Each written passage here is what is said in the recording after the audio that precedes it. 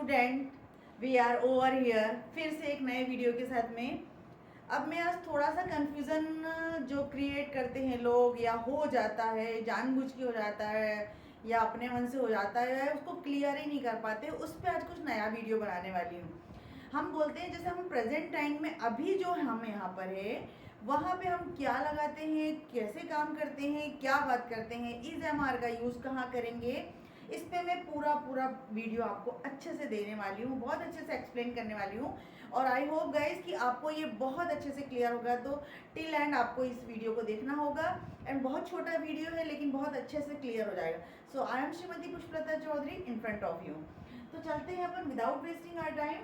देखो, सबसे पहले तो बोले कि इज एम आर एक प्रकार से हेल्पिंग वर्ब भी है और एक प्रकार से ये स्टेटिक वर्ब भी है। स्टेटिक वर्ब क्या होती है, जो आपकी स्टेट बताती है कि जैसे सपोज आज मैं यहाँ पे खड़ी हूँ तो आई एम ओवर हियर, मैं जो काम कर रही हूँ उस पर आप ऊपर मत जाओ, मैं यहाँ खड़ी हूँ, मैं केवल एक स्टेट बता रही हूँ मेरी कि मेरी अवस्था क्या है कि मैं यहाँ पे खड़ी हूँ।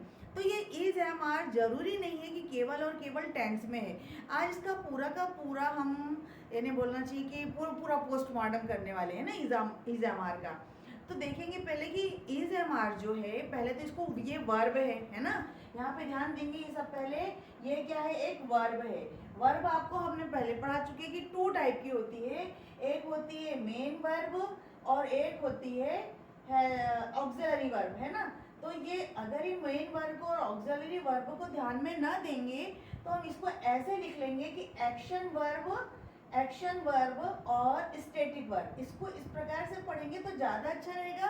स्टैटिक वर्ब वे होते हैं जो केवल केवल हमारी स्टेट बताते हैं, चाहे फिर हम उसको मेन वर्ब भी कह सकते हैं, हेल्पिंग वर्ब भी कह सकते हैं, अभी धीरे धीरे समझेंगे।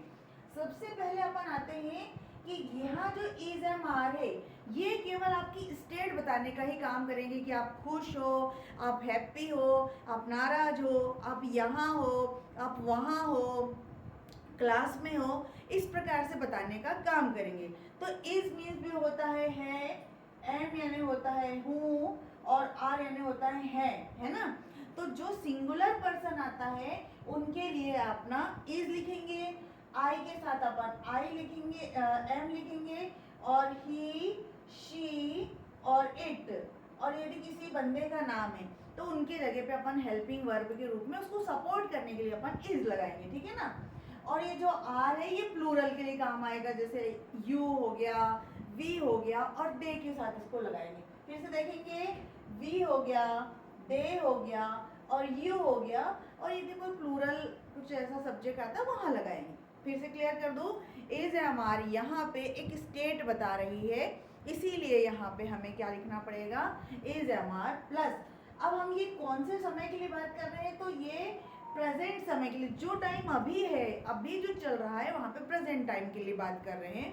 इट मीन्स प्रेजेंट टेंस, समय है जो है ना। तो ये स्टेट बताते हैं और इन्हें हम सिंपल सेंटेंसेस कहते हैं, बिल्कुल सिंपल कहते हैं कि भाई I am over here, I am happy, you are over there, you are angry and you are ill, she is ill, इस प्रकार का हम कुछ भी लगाएंगे। इसको एग्जाम्पल के थ्रू देखते हैं अपन। तो इसका भी पहले अपन ये स्टेट बताते हैं और प्रेजेंट टाइम में। तो सब्जेक्ट फॉर्मूला देख लेंगे अपन, सब्जेक्ट होगा, इज एम आर होगा, और अदर वर्ड। यहाँ पे ध्यान देने वाली बात है कि जो अदर वर्ड लिखा है, मैंने यहाँ पे वर्ब नहीं लिखा। अब ये अदर वर्ड में क्या क्या आ सकता है, इसमें नाउन में भी नाउन, में भी प्रोनाउन, एडवर्ब आ सकता है और एडजेक्टिव आ सकता है ना। यानी ये सभी आ सकते हैं, बस नहीं आ सकता है तो क्या नहीं आ सकता, आपका यहाँ पे वर्ब नहीं आ सकता, है ना। क्योंकि वर्ब के लिए तो हम आप एक्स्ट्रा पढ़ने वाले हैं, वर्ब के लिए हमने बिल्कुल इसी को कंपैरिजन करते हुए मैंने यहाँ पे पढ़ाया, तो साथ में पढ़ते हैं, ठीक है ना। सबसे पहले यहाँ पे फिर देखेंगे, यहाँ नाउन आ सकता है, प्रोनाउन आ सकता है, एडवर्ब आ सकता है, एडजेक्टिव आ सकता है, सिंगल वर्ड आ सकता है, फ्रेज आ सकता है, ठीक है। चलो आगे देखेंगे, आई एम ओवर हियर, मैं यहाँ पर हूँ, मतलब मैं यहाँ पे क्या बता रही, मैं एडवर्ब बता रही, मैं प्लेस बता रही हूँ कि मैं कहाँ हूँ, मैं यहाँ पर हूँ। मैं ये एडवर्ब बता रही, प्लेस बता रही है ना, जिस जगह का नाम बता रही हूँ कहाँ है। यू आर सीता, तुम सीता हो, तो क्या बता रहे, तुम हो कौन, सीता। अब यहाँ पे ये ध्यान रखना है कि ये सब्जेक्ट है और ये आपके अदर वर्ड है। तो जब अदर वर्ड है तो यहाँ पे ये हेल्पिंग वर्ब नहीं होगी, ये यहाँ पे ये मेन वर्ब का काम कर रही है। सारी की सारी जो एम इज आर ये सब यहाँ पे मेन वर्ब का काम कर रही है, क्योंकि ये सब तो हम एडजेक्टिव और प्रोनाउन और ये कर रहे हैं ना। तो ये जो इज एम आर है इनको हम क्या करेंगे, यहाँ पे मेन वर्ब ही कहेंगे, ठीक है ना। चल आगे देखेंगे, ही इज हैप्पी। अब जो सीता है वो किसी का नाम है, ऑब्वियसली ये नाउन होगा। क्या है ये, नाउन हो गया। तुम सीता हो। ही इज हैप्पी, वह खुश है, वह खुश है। अब ये हैप्पी क्या है, किसी के बारे में बताते हैं, किसी का मूड बताते हैं ना, तो ये हो जाएगा आपका एडजेक्टिव। क्या हो गया आपका ये एडजेक्टिव, क्योंकि विशेषता होगी किसी की, एडजेक्टिव हो गया, ठीक है। अब देखो she is in the class, मैंने बोला ना एक वर्ड भी हो सकता है, कई वर्ड भी हो सकते हैं, बट स्टेट बताते हैं। She is in the class, यानी वो क्लास बता, एक फ्रेज है कि वो क्लास में है। She is in the class, वो क्लास में है, ये फ्रेज हो गया। वह कक्षा में है। इट इज हिज, ये उसका है। अब मैं बता रही हूँ इट इज हिज, यानी ये जो पेन है वो किसी का है, दूसरे का। तो ये देखो यहाँ पे प्रोनाउन आ गया, it is his, it is his, ये उसका है, तो यहाँ पे प्रोनाउन भी आ सकता है। दे आर बिजी, वे बिजी है, इट मीन्स हम उसके बारे में बता रहे हैं, है ना। मतलब यहाँ पे कभी भी वर्ब का नाम लिया गया, मैंने नहीं लिया है ना। चलिए, वी आर ओवर देयर, हम लोग वहाँ हैं। कोई पूछ रहा है सपोज, तो हम बोलेंगे वो वी आर ओवर देयर। वे व्यस्त हैं, और फिर ये वर्ब हो गया हम वहाँ हैं, ठीक है ना। लेकिन वहीं पे ऐसे कई सेंटेंस बना सकते हैं। She is polite, he is smart, he is active, she is ill. तो वहाँ पे ये बिल्कुल नहीं घबराना है कि ये वर्ब का सेंटेंस है और ये प्रेजेंट टेंस चल रहा है और कंटिन्यूस टेंस चल रहा है और ये मेरे समझ में नहीं आता, ऐसा बिल्कुल नहीं। पहले तो अपने को अपने छोटे लेवल पे ही काम करना है, ये सबसे पहले इससे शुरुआत करना, then after will discuss I think tense, ठीक है। अब यहाँ पे हम आगे चलते हैं तो थोड़ा सा एक निगेटिव भी देख लेते हैं इसका, कि ये जो इज एम आर है इसके बाद में हम सब्जेक्ट लगाएंगे, इज एम आर लगाएंगे और नॉट लगा करके अदर वर्ड लगा देंगे और इसका निगेटिव बना देंगे, है ना। और फिर अभी इसको अपन और रिलेट करते हैं, बट थोड़ा सा डिफ्रेंशिएट करते हैं कि इन आखिर ये अदर वर्ड में और ये टेंस के सेंटेंस में, या जो हम एक्शन वर्ब कर रहे हैं या एक्शन कर रहे हैं, उसमें आखिर अंतर क्या है। देखो मैं फिर कह रही हूँ कि यहाँ पे अपन ने कोई भी एक्शन नहीं किया है, कोई भी एक्शन नहीं हुआ, यहाँ पे केवल आपका मूड बताया है, स्टेट बताया जा रहा है, ठीक है ना। चलिए आगे बढ़ते हैं। यहाँ पे टोटल आपके एक्शन के बारे में बात की जा रही है कि या तो आप कुछ काम कर रहे हो, या आप खाना बना रहे हो, या आप कहीं जा रहे हो, या फिर आप खाना खा रहे हो, या आप हंस रहे हो। आपने एक चीज़ कॉमन देखा होगा, हो रहा है, रहे ही रहे हैं, चल रहा होगा, ठीक है ना। इट मीन्स कोई काम अभी चल रहा होगा, अभी चल रहा है। इट मीन्स मैं पढ़ा रही हूँ, आप पढ़ रहे हो, रहे हैं आया ना। तो ये वही है, ये टेंस की सेंटेंस है, मतलब इसमें कोई एक्शन हो रहा है। यहाँ पे एक्शन नहीं हो रहा है, मैं बार बार समझा रही थी कि यहाँ पे कोई भी एक्शन नहीं हो रहा था, लेकिन यहाँ पे आपका एक्शन हो रहा है। और ये जो कार्य है वो कंटिन्यू हो रहा, अभी भी हो रहा है, इसलिए इसे प्रेजेंट कंटिन्यूअस टेंस कहते हैं ना। तो जो टेंस का जो सेकंड, प्रेजेंट का जो सेकंड टाइप आता है ना, प्रेजेंट कंटिन्यूअस, मतलब कोई काम प्रोग्रेस में है, कोई काम प्रोग्रेस में हो रहा है, मतलब कंटिन्यू हो रहा है, ठीक है। तो सब्जेक्ट के बाद में इज एम आर, वही सेम वही आ रहा है, सब्जेक्ट इज एम आर। बस यहाँ पे इतना अंदर है कि यहाँ पे आपका अदर वर्ड था और यहाँ पे आपका वर्ब आ जाएगा, यहाँ पे वर्ब आएगा, और वो भी किस फॉर्म में आएगा, आईएनजी फॉर्म। अब आईएनजी फॉर्म को आपको पता है ना कि वर्ब लिख लेते हैं और आईएनजी लगा लेते हैं। यदि ऐसा ना आ रहा हो तो वर्ब की फोर्थ फॉर्म मतलब आईएनजी फॉर्म होता है ना। तो ये वर्ब की फोर्थ फॉर्म को भी आईएनजी कहते हैं। जब अपन ने वर्ब पढ़ा था तो ये सब समझाया था, तो ये अपन आईएनजी लगा देंगे, या वर्ब की फर्स्ट फॉर्म लिख के भी हम आईएनजी लगा सकते हैं। अब आता है हमारे पास ऑब्जेक्ट। अब देखो यहाँ पे अपने अदर वर्ड के साथ कुछ भी जोड़ा हुआ था, यहाँ पे हमारा ऑब्जेक्ट मोस्ट ऑफ टाइम अपना ऑब्जेक्ट है कि क्योंकि कोई भी एक्शन जब हम करते हैं तो उसका असर ऑब्जेक्ट पे पड़ता ही पड़ता है, मोस्ट ऑफ टाइम पड़ता है, ज़्यादा टाइम नहीं पड़ता है बट हाँ पड़ता है, तो वो तो ऑब्जेक्ट ही कहलाएगा। कहीं कहीं कुछ रेयरली ऐसी वर्ब होती है जिसको जो ऑब्जेक्ट नहीं लेती है ना, तो वो अपन जब वर्ब पढ़ा था अपने को समझ में आया था, तो अपन उन चीज़ों को ध्यान नहीं देंगे। अभी अपन ध्यान दे रहे हैं कि इज एम आर के साथ में क्या कंफ्यूजन है ना, इज एम आर का कंफ्यूजन अपन दूर कर रहे हैं। तो अपन ने ये फॉर्मूला लगाया, दोनों फॉर्मूले क्या अंतर है, केवल थोड़ा सा, इसमें अदर वर्ड है और यहाँ पे वर्ब है, ऑब्जेक्ट है, ठीक है। चलिए आगे बढ़ेंगे। अब आई के साथ यहाँ पे भी एम जुड़ रहा है, यू के साथ यहाँ भी आर जुड़ रहा है, ही के साथ इज जुड़ रहा है। इट मीन्स जैसी की वैसी वर्ब लगी हुई है, लेकिन एक छोटा सा अंतर है कि यहाँ पे अपन इसको मेन वर्ब कह रहे थे और यहाँ पे अपन कह रहे हैं इसको हेल्पिंग वर्ब। ये देखो अपन इसको यहाँ हेल्पिंग वर्ब कह रहे हैं क्योंकि आपको पता है ये जो हम एक्शन कर रहे हैं वो ऑलरेडी मेन वर्ब है ना, एक्शन वर्ब है, तो ये एक्शन वर्ब को हम यहाँ पे क्या कहेंगे, मेन वर्ब कहेंगे, है ना, क्या कहेंगे, मेन वर्ब कहेंगे, मतलब एक्शन वर्ब, एक्शन को ऑलरेडी मेन वर्ब, क्योंकि ये जो हेल्पिंग वर्ब है इसको सपोर्ट कर रही है, किसको सपोर्ट कर रही है, जैसे टीचिंग है, लर्निंग है, जो मेन वर्ब है उसको सपोर्ट कर रही है। अब हम एग्जांपल देखते हैं। आई एम टीचिंग इंग्लिश, मैं इंग्लिश पढ़ा रही हूँ, मैं पढ़ा रही हूँ, तो क्या, तो इंग्लिश, तो ये ऑब्जेक्ट हो गया, है ना। मैंने पहले भी बताया है कि जब ऑब्जेक्ट को कैसे पहचानोगे, जैसे क्या आंसर निकल रहा है किसी वर्ब का, कि क्या कर रहा है, किसे दे रहा है, तो इस प्रकार का जो आंसर आता है उसे हम ऑब्जेक्ट कहते हैं। तो यहाँ पे क्या है, ऑब्जेक्ट इंग्लिश है ना।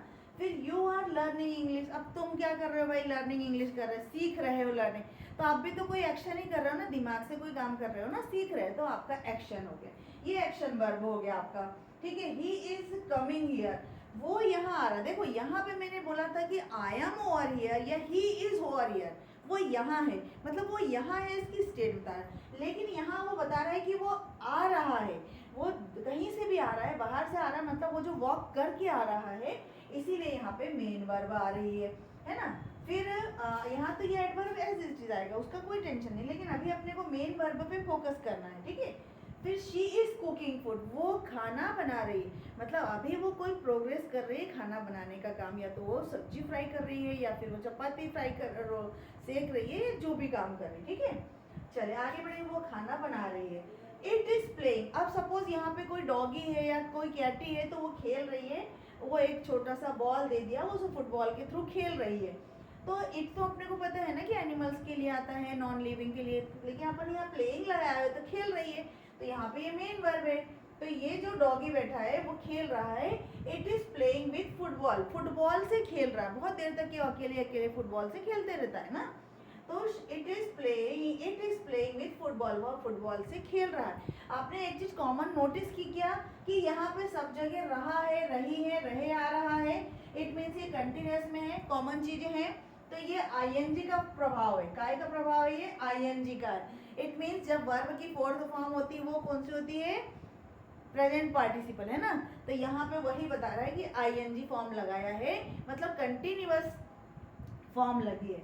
फिर they are laughing at her, वो उस पर हंस रहे हैं, वो उस पर हंस रहे हैं, थोड़ा थोड़ा यहाँ पे ध्यान पे देंगे, ये एट क्या है, प्रीपोजिशन है, ये सब प्रीपोजिशन से हम कोई जोड़ रहे हैं ना, अगर आपको ध्यान देना तो देख सकते हो, वो लोग उस पर हंस रहे हैं, क्योंकि यहाँ पे एट भी मैंने बताया ना कि कॉमन मिस्टेक में बताई थी कि ऑन हर कभी नहीं बोलना, आपको क्या बोलना है, एट हर बोलना है, किसी पे हंस रहा है, किसी पे गुस्सा हो रहा है तो विद आएगा, है ना, लेकिन यहाँ पे एट लगाना है, किसके लिए, हर के लिए, और लॉफिंग के साथ, लॉफ के साथ एट ही प्रीपोजिशन आने वाला है।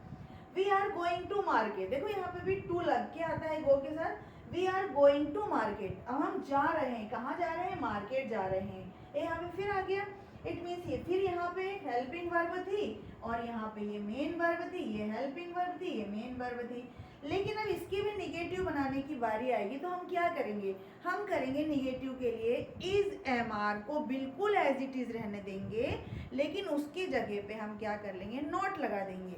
अब हम थोड़ा देखेंगे पहले इसको, ये इसी फॉर्मूले से समझेंगे हम, तो बिल्कुल भी गलती नहीं होगी। देखो ये इज एम आर ऑलरेडी लगा हुआ है आपका यहाँ पे, यहाँ पे आपका इज एम आर लगा हुआ है, दोनों में देखेंगे, अदर वर्ड वाले में भी देखेंगे, उसमें भी यहाँ पे अपन थोड़ा सा हटा के यहाँ पे नॉट लगा दे रहे हैं, है ना।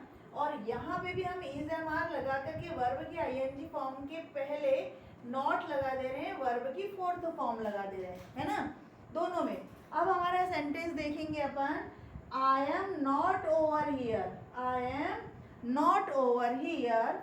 अब हम इसको अगर हम कंपैरिजन करते हुए देखते हैं तो आई एम नॉट टीचिंग इंग्लिश, मैं इंग्लिश नहीं पढ़ा रही हूँ, दोनों में अंतर आ गया। यहाँ देखेंगे आई एम नॉट ओवर हियर, मैं यहाँ नहीं हूँ, आई एम नॉट टीचिंग इंग्लिश, मैं इंग्लिश नहीं पढ़ा रही हूँ, ठीक है। यू आर नॉट सीता, तुम सीता नहीं हो, हो सकता है वो लड़की नहीं हो और अपन बोले कि तुम सीता नहीं हो। यहाँ पे देखेंगे you are not learning English, तुम इंग्लिश नहीं सीख रहे हो। She is not happy, he is not happy, वो खुश नहीं है। यहाँ पे लिखेंगे he is not coming here, वो यहाँ नहीं आ रहा है। यहाँ देखेंगे she is not in the class, वो क्लास में नहीं है। यहाँ लिखेंगे हम she is not cooking food. इस प्रकार से आपको सब में नॉट लगा करके काम कर सकते हैं। लेकिन जब इंट्रोगेटिव की बात आएगी तो हम इसको थोड़ा सा बदल देंगे, है ना।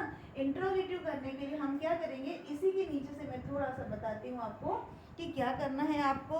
यहाँ पे देखेंगे गाइस कि आपको इस प्रकार से लिखना पड़ता है कि यहाँ पे ये वाला तो आपने निगेटिव बना लिया, लेकिन जब इंट्रोगेटिव की बात आएगी इट मीन्स आप प्रश्न पूछ रहे हो इससे किसी से, है ना।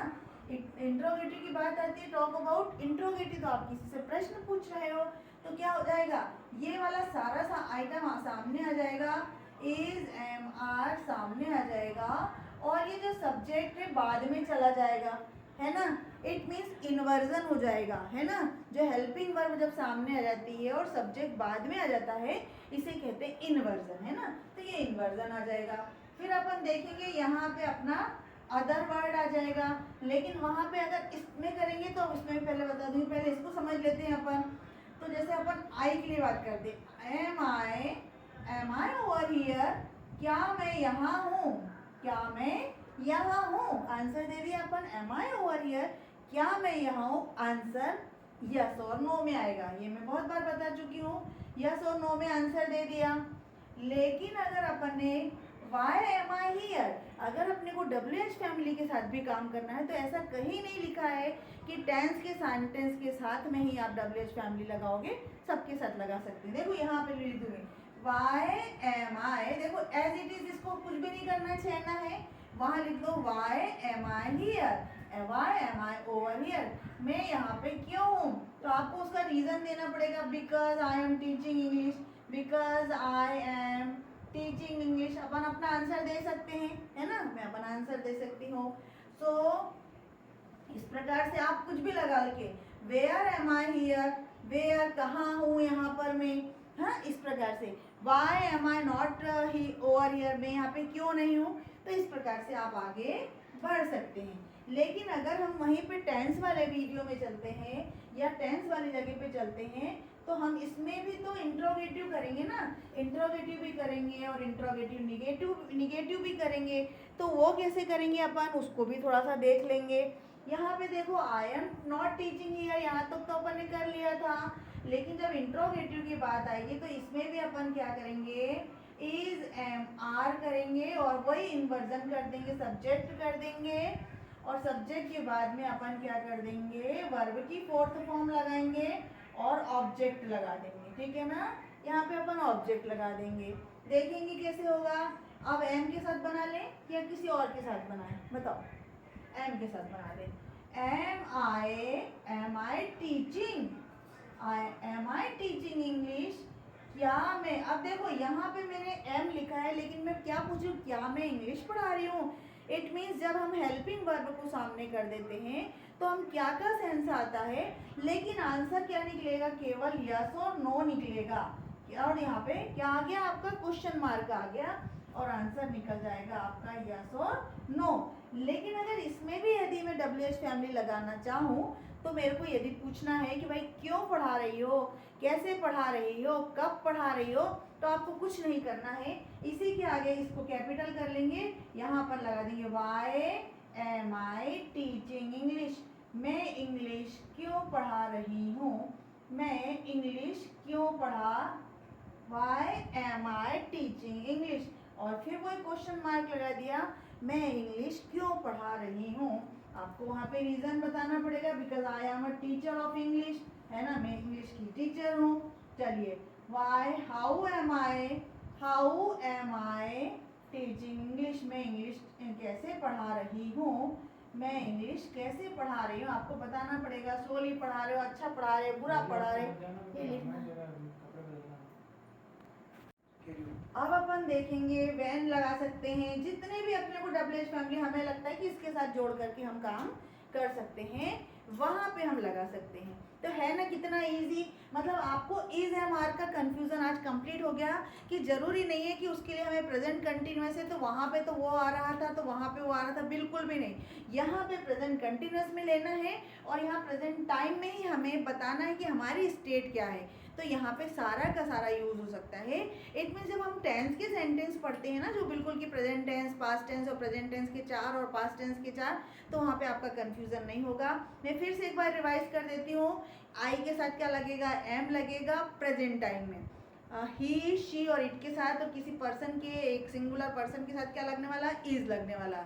यू, दे, वी के साथ क्या लगेगा, आर लगने वाला है, ठीक है ना। यहाँ पे आपके साथ एडवर्ब और एडजेक्टिव और प्रोनाउन और नाउन लग सकते हैं, कोई फ्रेज लग सकता है, कोई एक सिंगल वर्ड लग सकता है, लेकिन यहाँ पे वर्ब की 4th फॉर्म लग सकती है। तो अब आपको, मुझे नहीं लगता कि आपको कोई भी कंफ्यूजन होगा। ये वाला जो इज है इसका मीनिंग होता है मैं यहाँ हूँ, एम यानी हूँ, आर यानी है, यहाँ पे मैं काम कर रही हूँ, ये फिर इज काम, वह काम कर रहा है, हम काम कर रहे हैं, यहाँ पे भी हैं, ठीक है ना। तो बहुत छोटा सा मतलब डाउट रहता है, बट कई बार क्या होता है उसके चक्कर में हम इंग्लिश सीखते ही नहीं और डरते रहते हैं कि बाप रे इंग्लिश तो बहुत कठिन है, कैसे सीखेंगे। तो बिल्कुल भी नहीं डरना है, इंग्लिश बहुत अच्छी लैंग्वेज है। जब आप सीखना शुरू कर देते हो तो हर चीज़ का कन्फ्यूज़न भी धीरे धीरे दूर होता है और पढ़ते चलें। If you want to learn English, so you have to potential, please keep on practicing every day and you can speak English when everyone can do it, so why not you can do it. Keep on practicing, keep on improving, keep on moving, and thank you for watching this video. If you like this video, so please like, share and subscribe so that they could learn English who wants to learn English. Okay, thank you.